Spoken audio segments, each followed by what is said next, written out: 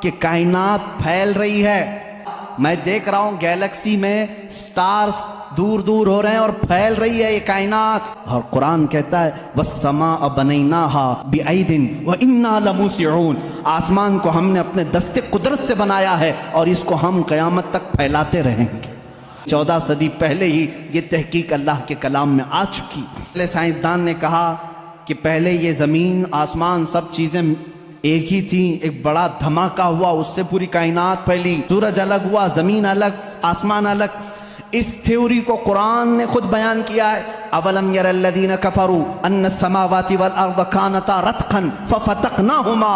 اللہ فرماتا ہے اے محبوب کیا نہیں دیکھتے وہ کافر اب بھی انکار کر رہے ہیں, زمین اور آسمان ملے ہوئے تھے, ہم نے ان کو پھاڑ کر کے الگ کیا.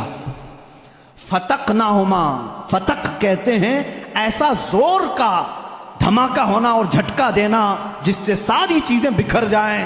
اور قرآن نے اس بگ بینگ کا ذکر کیا. بلیک ہول کا تذکرہ سورہ واقعہ میں موجود ہے. اللہ فرماتا ہے لا اقسم بمواقع النجوم, قسم ہے ان جگہوں کی جہاں جا کر کے ستارے فنا ہو جاتے ہیں, اس کو آج سائنسدان بلیک ہول کہتے ہیں. علم نباتات, پودوں کا علم, یہ ایک پورا باضابطہ ایگریکلچر, اس پر تو یونیورسٹیاں قائم ہیں جس میں پودوں کی نشو و نما کے متعلق تحقیقات ہوتی ہیں. اور قرآن اس کی تمام تفصیلات بتا رہا ہے. وَمِن كُلِّ الثَّمَرَاتِ جَعَلَ فِيهَا زَوْجَيْنِ اثْنَيْنِ, اللہ فرماتا ہے ہر پھل میں ہم نے میل اور فیمیل رکھا ہے. آج کے سائنس کہہ رہا ہے ہر درخت میں میل اور فیمیل ہوتے ہیں. زولوجی, جانوروں کا علم. وَمَا مِن دَابَّةٍ فِي الْأَرْضِ وَلَا طَائِرٍ يَطِيرُ بِجَنَاحِهِ إِلَّا أُمَمٌ أَمْثَالُكُمْ. ایک سائنسدان ہے, اس نے سب سے پہلے کہا جانوروں میں بھی انسانوں جیسی کچھ عادتیں ہیں, میں نے ان پر تحقیق کی ہے. اس سائنسدان نے کہا, اور رب تعالیٰ فرماتا ہے زمین میں کوئی جانور ایسا نہیں اور اڑنے والے پرندوں میں کوئی ایسا نہیں. الا امم امثالکم, وہ سب کے سب تمہارے جیسی سوسائٹی رکھتے ہیں, ان کے اپنی برادریاں ہوتی ہیں, ایک ہی خاندان کے ساتھ اڑتے ہیں, آتے ہیں, جاتے ہیں. قرآن اس بات کو پہلے بتا چکا ہے. چونٹیوں کا علم, ایک سائنسدان ہے, اس نے کہا ہے کہ چونٹیاں بات کرتی ہیں اور یہ سب ایک دوسرے کے کانٹیکٹ میں آ کر کے ہی کام کرتی ہیں. اور قرآن کہہ رہا ہے سورہ نمل پوری چونٹیوں کی سورہ ہے. اللہ تعالیٰ فرماتا حتیٰ اذا اتوا علی واد النمل قالت نملۃ یا ایھا النمل ادخلوا مساکنکم. جب سلیمان علیہ السلام اپنے لشکر کے ساتھ سے گزر رہے تھے تو ایک چونٹیوں کی وادی کے پاس آپ آئے, تو اللہ فرماتا ہے چونٹیوں کی جو بڑی سردار تھی اس نے ساری چونٹیوں سے کہا یا ایھا النمل ادخلوا مساکنکم, اے چونٹیوں جلدی جلدی اندر داخل ہو جاؤ, کہیں سلیمان علیہ السلام کا لشکر تمہیں بے خبری میں روند نہ جائے. شہد کی مکھی پر ایک بندہ ہے جس نے ریسرچ کیا اور اس کو نوبل پرائز ملا ہے.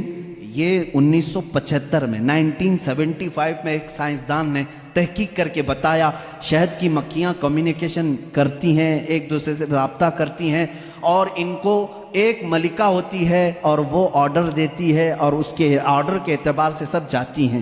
اور قرآن میں دیکھو رب تعالیٰ فرماتا ہے وَأَوْحَى رَبُّكَ إِلَى النَّحْلِ أَنِ اتَّخِذِ مِنَ الْجِبَالِ وَمِنَ الشَّجَرِ بُيُوتًا فَاسْلُكِي سُبُلَ رَبِّكِ ذُلُلًا يَخْرُجُ مِن بُطُونِهَا شَرَابٌ مُخْتَلِفٌ أَلْوَانُهُ فِيهِ شِفَاءٌ لِلنَّاسِ.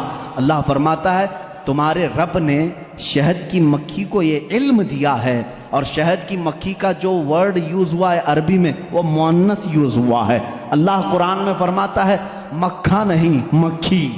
1975 میں یہ بھی ایجاد کیا شہد کہاں سے نکلتا ہے, تو بعض لوگوں نے کہا وہ تھوک دیتی ہے منہ میں سے, اب تک تو یہی معلوم تھا.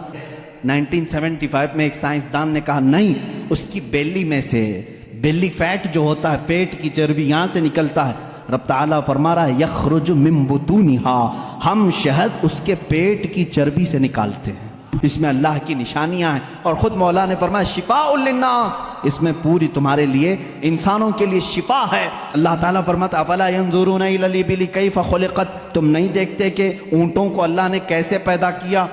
یہ کالجوں میں پڑھایا گیا ہے زولوجی کے اسٹوڈنٹس کو کہ تمام مخلوقات میں اونٹ کی تخلیق ایک سب سے الگ ہے, اس لیے کہ اس کے اندر ایسا مادہ ہے 1 مہینے تک بغیر کھائے پیے زندہ رہتا ہے. پانی جمع کر لیتا ہے۔ تقریباً 1950 یا 60 کے بیچ میں ایک سائنسدان نے کہا کہ مکڑی جانوروں میں سب سے کمزور دل والی ہوتی ہے، اور قرآن کہہ رہا ہے اتخذ وَإِنَّ أَوْهَنَ الْبُيُوتِ، بلکہ اللہ فرما رہا ہے سب سے کمزور گھر مکڑی کا ہوتا ہے اور سب سے کمزور دل بھی اس کا ہوتا ہے۔